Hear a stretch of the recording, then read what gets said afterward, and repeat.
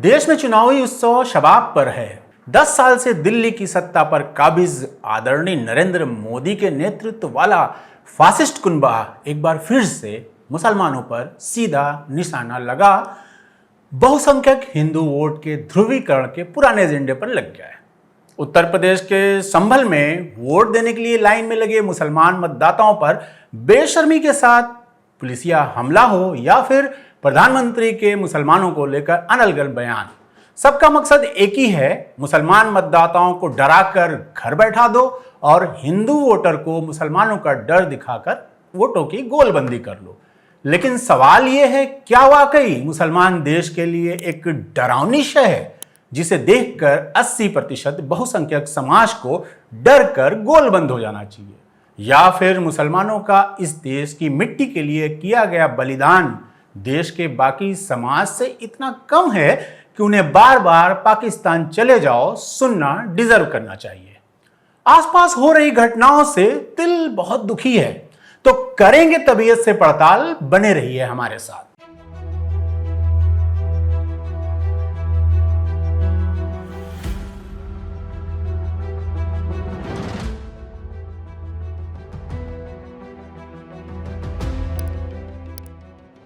नमस्कार, आदाब। The credible history में आपका स्वागत है और मैं हूं इकबाल। लोकसभा चुनाव के 2 चरण पूरा करके अपने आखिरी दौर की ओर बढ़ रहा है। कौन जीतेगा कौन हारेगा ये तो 4 जून को तय हो जाएगा, लेकिन कयासों और अटकलों के बीच कुछ तस्वीरें विचलित करने वाली आ रही हैं। पहले उत्तरी दिल्ली के इस बुजुर्ग का बेबसी भरे बयान वाला वीडियो देखिए। हमारा वतन है, हमारे बाप दादा यहीं दफन हुए और यहीं हमारे बच्चे दफन होंगे। हम नहीं कहीं जाएंगे। हमसे कहते भागो पाकिस्तान, हम पाकिस्तान के नहीं हैं, हम हिंदुस्तान के हैं, समझे? क्या बताऊं आपको, रोटी मिलना मुश्किल हो रही है। बहू बेटे कहते रोटी नहीं है तुम्हारे लिए, कहाँ जाऊं? हम सड़क पर जाऊं, भीख मांगू जाके? कोई सहायता नहीं मिलती है? कोई सहायता नहीं मिलती है। कोई सरकारी मदद नहीं मिली आपको? शायद का मदद है, भागते हैं मेहरौली जाते हैं दवाई लेने पर, बच्चे को सुनते नहीं है। क्या करूं, पैसा नहीं है, पैदल जाना पड़ता है। गाड़ी पे लोग बिठा के जाते हैं, अंकल जी आप मैं कहाँ जाऊंगा, मैं कहाँ जाऊं बताइए? मेरे साथ का मदद, एक फेफड़ा खराब हो चुका, हम कहाँ जाए बताओ? मैं बच्चे भी कैसे तुम भागोगे बताइए, हम किधर जाए? जो वीडियो अभी आपने देखा ये तकरीबन हर आम भारतीय मुसलमान की कहानी है। कोई भी ऐरा गैरा आकर पाकिस्तान चले जाओ बोलकर निकल जाता है, जबकि 70 साल पार कर चुके देश का आयोडीन युक्त नमक खाकर अपनी हड्डियां गला और प्रदूषण युक्त हवा लेकर एक फेफड़ा गंवा चुके इस बुजुर्ग और मेरे जैसे सेमी बुजुर्ग ने क्रिकेट मैच हो या सीमा पर जंग हो, हमेशा देश की जीत पर सीना फुला जोश में भिजी मुट्ठी हवा में लहराई है। लेकिन पिछले 10 साल में जो माहौल बना है उसमें अच्छे अच्छे तर्कशील इंसान ने भी खामोशी ओढ़ ली है, क्योंकि जवाब देने पर सुनने वाला हिंसक हो सकता है और हिंसा करने वाले के लिए समर्थन में भी एक बड़ा हुजूम खड़ा हो जाएगा। लिंचिंग की सैकड़ों कहानियां आपके सामने हैं। इस बुजुर्ग को भी वही समस्याएं हैं जो हर आम भारतीय की है, महंगाई, रोटी, कपड़ा, मकान, हाथ से जाता रोजगार। लेकिन उसके साथ जुड़ा ये ताना कि पाकिस्तान चले जाओ उसे बाकी के भारतीय समाज से अलग कर देता है। लेकिन मैं अपने इस मंच द क्रेडिबल हिस्ट्री के जरिए आज पूरे देश से सवाल पूछूंगा कि क्या वाकई आपको लगता है कि देश के लिए मुसलमान इतने गैर जरूरी और खतरनाक हैं कि उनको देश की सीमा के बाहर खदेड़ देना चाहिए? लेकिन उससे पहले फिर से स्कूल में पढ़ाई गई इतिहास की किताबों को पलटना चाहूंगा। अंग्रेजों की तकरीबन 200 साल की गुलामी के बाद जब देश में पहली बार 1857 में संगठित होकर विद्रोह हुआ, तब मुसलमान ही थे जिन्होंने कमान थामी थी, और जब विद्रोह असफल हुआ तब भी सबसे ज्यादा कीमतें मुसलमानों ने ही चुकाई। दिल्ली की सड़कें लाशों से भर गई थी और आखिरी मुगल बादशाह बहादुर शाह जफर, जिसको विद्रोहियों ने अपना नेता चुना था, उनके सामने बेटों के कटे हुए सर थाल में सजाकर पेश किए गए। खुद उन्हें हिंदुस्तान से बर्मा भेज दिया गया, जहां वो रंगून में मर गए और वहीं दफन हो गए। और आखिरी सांस भी उन्होंने अपने वतन को याद करते हुए ली। जीवन के आखिरी पल में लिखी उनकी एक गजल का एक मकबूल शेर है कि कितना बदनसीब है जफर दफन के लिए, कितना बदनसीब है जफर दफन के लिए, 2 गज जमीन भी न मिली कुएं यार में। ये उसी मुगलों के वंशज के दिल के जज्बात हैं जिसे आज गुलामी का प्रतीक बताने का चलन है। बहादुर शाह जफर मरने के बाद अपने वतन की मिट्टी में दफन नहीं हो पाए और इसका मलाल उन्हें आखिरी सांस तक रहा। लखनऊ के नवाब वाजिद अली शाह कलकत्ते के मटिया बुर्ज में लखनऊ को याद करते हुए मोरो नैयर छूटो जाए लिखते रहे। और उनकी पत्नी और लखनऊ में विद्रोह की कमान संभालने वाली बेगम हजरत महल नेपाल निर्वासित कर दी गई और काठमांडू में ही उनकी मौत हो गई, जहां उनका आज भी मकबरा है। अंग्रेजों ने भी 1857 के विद्रोह को मुसलमान विद्रोह माना। ये बात उनके खुद के लिखे इतिहास में मिल जाएगी। नया इतिहास लिखने वालों को मुगलों से बहुत परेशानी है। मुगल साम्राज्य की नींव रखने वाला बाबर उज्बेकिस्तान के फरगना से निकला तो फिर कभी वापस नहीं लौटा। उसके बाद की पीढ़ी ने हिंदुस्तान की तरक्की में 4 चांद लगा दिए। महान अकबर हो, जहांगीर, शाहजहां, यहाँ तक कि औरंगजेब ने भी, जिसे यहाँ पर एक खलनायक की तरह पेश किया जाता है, एक भी सिक्का हिंदुस्तान की सरहद से बाहर नहीं भेजा और नहीं जाने दिया, बल्कि देश की तरक्की में लगाया, जिसकी चमक ने पुर्तगाली, फ्रांसीसी और अंग्रेजों को हिंदुस्तान का रुख करने को मजबूर किया। और यही असली लुटेरे थे जिन्होंने अगले 300 साल तक देश की एक एक पाई लूटी और उसे अपने देश ले गए। हालात ये थे कि जब 1947 में अंग्रेजों ने देश छोड़ा तो हमारे पास भूखी नंगी जनता के सिवा कुछ नहीं था।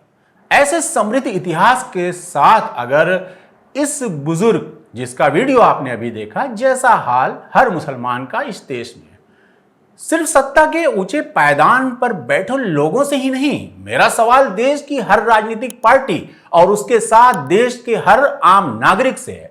क्या एक लोकतांत्रिक देश में तकरीबन 18% आबादी को हाशिए पर कर देने की कवायद सही है, जबकि आजादी के बाद से लेकर आज तक मुसलमानों को देश के संसाधन के दूध वाले कटोरे में से ऐसी कोई स्पेशल मलाई नहीं मिली जिसको चाट कर वो समृद्ध हो गए।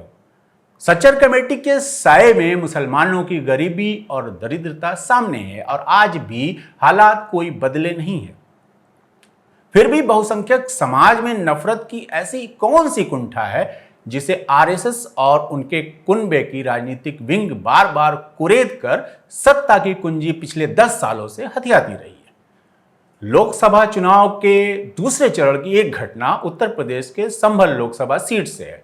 पिछले दिनों वहां चुनाव संपन्न हुए। यहां वोट देने के लिए लाइन में लगे मुसलमान मतदाताओं पर पुलिस ने लाठी डंडे से हमला किया, उनके पहचान पत्र छीन लिए।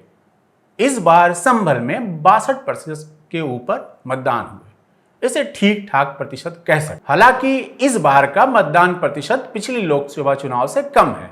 पिछली बार 66% वोट पड़े थे और यहां से समाजवादी पार्टी के उम्मीदवार शफीकुर रहमान बर्क 1,75,000 के भारी अंतर से जीते थे। इस बार बर्क के पोते जियाउर रहमान समाजवादी पार्टी के उम्मीदवार हैं। और सबसे बड़ी बात कि ये किसी एक बूथ की घटना नहीं है।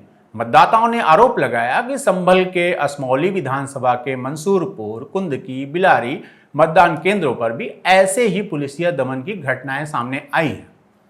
एक मतदाता जिनका नाम जमाल है ने पत्रकारों को बताया कि 2 पुलिस वाले मेरे पास आए, मेरा आधार कार्ड मांगा और आधार कार्ड देने पर तीसरे पुलिस वाले ने मेरी गर्दन पर तमाचा मारा। वो मुझे तब तक पीटते रहे जब तक मैं बूथ से बाहर नहीं निकल गया। इस तरह की अनगिनत घटनाएं देश भर में हुई हैं। असम को देख लें, वहां नए परिसीमन के नाम पर लोकसभा सीटों का चेहरा ऐसा बदल दिया गया कि जिस क्षेत्र में वोटर रहता है वो वहां का वोटर नहीं है। उसे वोट डालने 250 किलोमीटर दूर जाना पड़ेगा। ये सारी कवायद इसलिए की गई कि मुस्लिम वोट अलग अलग विधानसभाओं में बिखर जाए और मुस्लिम प्रत्याशी जीत न पाए। लेकिन बिके हुए अखबार, टीवी चैनल इसे सुर्खियों के साथ नहीं छापते, न ही टीवी चैनल दिखाना चाहते हैं। इस घटना के पीछे का मकसद साफ है। एक तरफ बहुसंख्यक आबादी के अंदर मुसलमानों का डर दिखा, नफरत भरो, वोट की गोलबंदी करो, और दूसरी तरफ मुसलमानों में इतना डर बैठा दो कि वो वोट डालने के लिए घर से ही ना निकलें। और इन सब के बीच हमारे प्रधानमंत्री के बयान इतने घिनौने हो चुके हैं कि उनका जिक्र करके अपनी जबान गंदी करना है।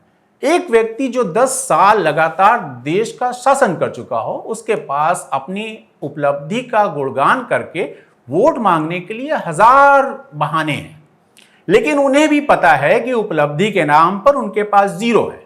नोटबंदी से लेकर कोरोना वैक्सीन तक जिस भी उपलब्धि का डंका बजाया गया वो सारे बैकफायर हो चुके हैं, और ले देकर आखिर में हिंदू मुसलमान करना बचता है।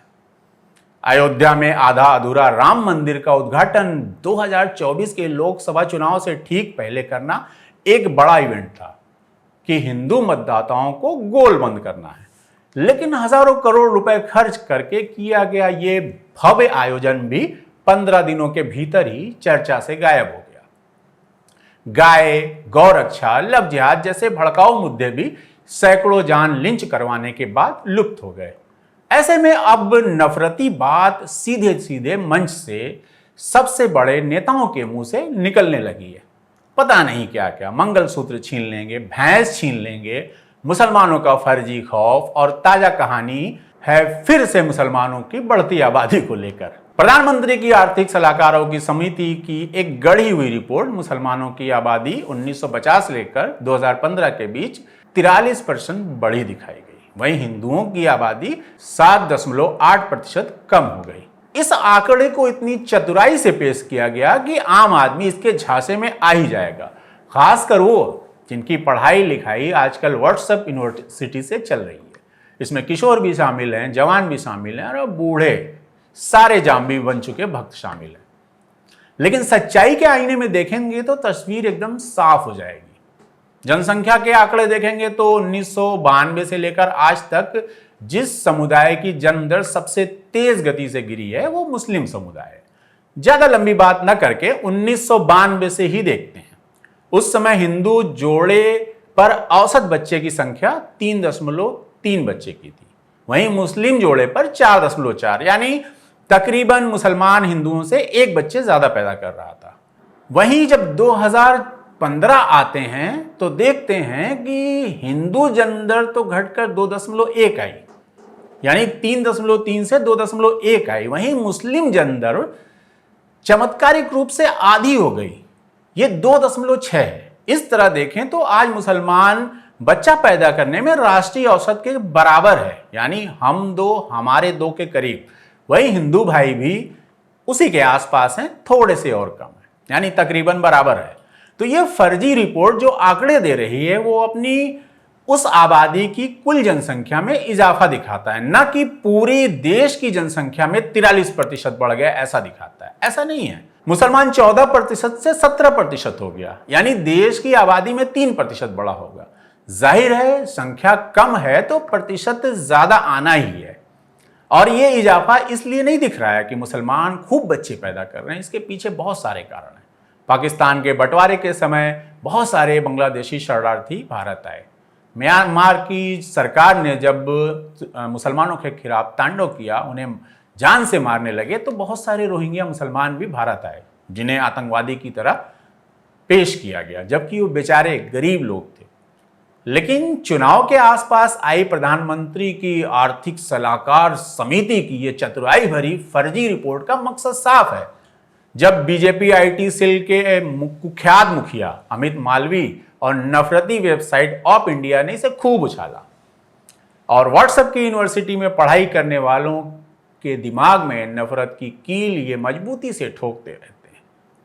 अब आखिर में जरूरी सवाल पर लौटते हैं, क्या तकरीबन 140 करोड़ आबादी वाला देश, जिसे दुनिया का सबसे बड़ा लोकतंत्र और लोकशाही का गौरव हासिल है, उसके नागरिक ये गौरव गवा देने के लिए आतुर हैं?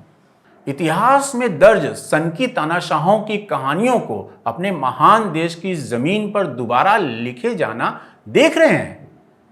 20 करोड़ से ऊपर की मुस्लिम आबादी को पहले हाशिए पर धकेलो, फिर उनके लिए बहुसंख्यक आबादी के मन में नफरत घोलो, और फिर उन्हें इतना उकसाओ कि सिर्फ कपड़े और चेहरे से पहचान कर भीड़ के हवाले कर उनकी जान ले लो।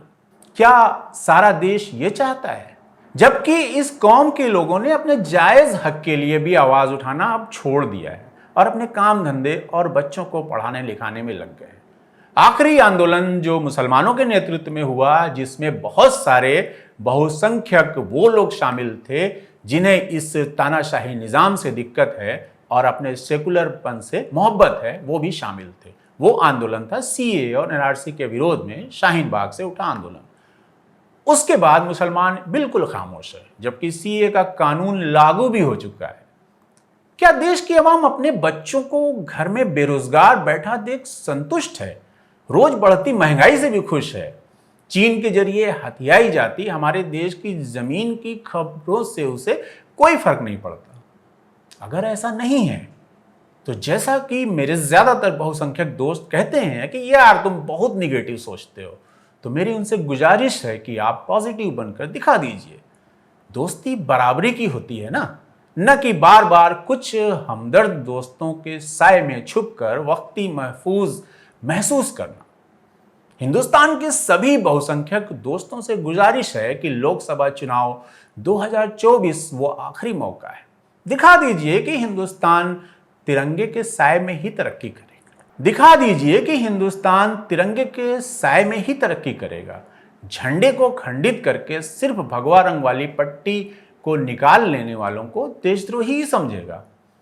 धर्म के नाम पर मध्य युग में खूब खून खराबा हुआ, लेकिन आज तक कोई जीत नहीं पाया। आज भी सारे धर्म मौजूद हैं। पश्चिम ने बहुत पहले ही समझ लिया कि धर्म व्यक्तिगत है, उसे उतना ही रखो। देश की व्यवस्था धर्म से नहीं, लोकतांत्रिक तरीके से चलेगी और वो आज कामयाब है। मजेदार बात यह है कि अमेरिका यूरोप में डॉलर यूरो में कमा रहे प्रवासी भारतीय भी भारत में हिंदू राष्ट्र देखना चाहते हैं। शायद उनकी मंशा हो कि रुपए की वैल्यू और तेजी से गिरे और उनकी सैलरी इंडियन रुपीस में डबल ट्रिपल होती रहे। सोचना हमें आपको है, जो हम इस जमीन पर, इस देश पर रहते हैं और रोज कुआं खोदते हैं, रोज पानी पीते हैं। तो अभी 2 चरण बचे हुए हैं। चुनाव के बदलाव का मौका है तो बदल डालिए। पुराने गिले शिकवे किनारे रखकर देश के लिए सोचिए। अपनी गंगा जमुनी तहजीब के बारे में सोचिए, या तो फिर हिटलर के बाद के जर्मनी को याद कर लीजिए। कैसा टूटा फूटा वो देश था जिसे अपने पैर पर खड़े होने में भी 30-35 साल लग गए। सोचना आपको है, बस समय बिल्कुल नहीं है। 4 जून के बाद वाकई किस्मत बदलने वाली है। किसकी, ये आप तय करेंगे। वीडियो अच्छा लगा हो तो शेयर कीजिए, चैनल को सब्सक्राइब कीजिए, लाइक कीजिए। बस इतनी ही गुजारिश है कि मौका आखिरी है, चूकिए मत। बहुत बहुत धन्यवाद।